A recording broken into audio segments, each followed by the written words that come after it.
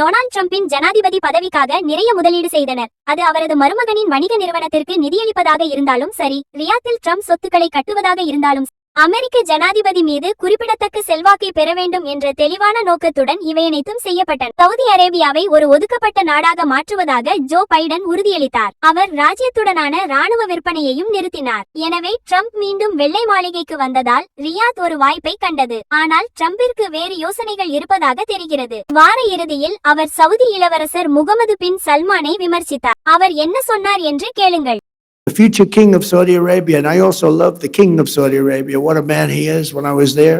But a short time ago, we were together, and he looked at me, and he said, you know, it's amazing. 1 year ago, you were a dead country.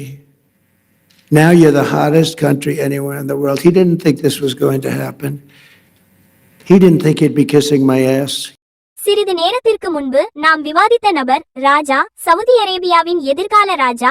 நானும் Saudi அரேபியாவின் ராஜாவை நேசிக்கிறேன். அவர் எவ்வளவு பெரிய மனிதர். நான் அங்கு இருந்தபோது நாங்கள் நெருங்கி பழகினோம். அவர் என்னை பார்த்து, உங்களுக்கு தெரியும், இது ஆச்சரியமாக இருக்கிறது.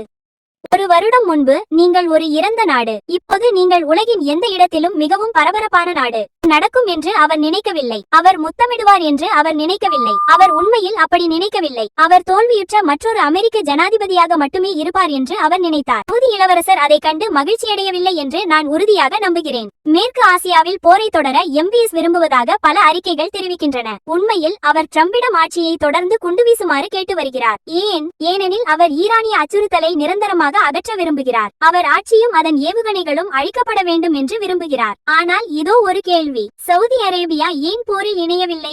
ஈரான் அந்த ராஜ்யத்தின் மீது டஜன் கணக்கான பாலிஸ்டிக் ஏவுகணைகளை வீசியுள்ளது. அவர்கள் கிட்டத்தட்ட 500 தற்கொலை ட்ரோன்களை ஏவியுள்ளனர். அப்படியானால் ரியாத் ஏன் திருப்பி தாக்கவில்லை? திருப்பி தாக்குவதை மறந்துவிடுங்கள். அவர்கள் அமெரிக்காவை தங்கள் வான்வெளியையோ அல்லது தளங்களையோ பயன்படுத்த கூட அனுமதிக்க மாட்டார்கள். ஏன்?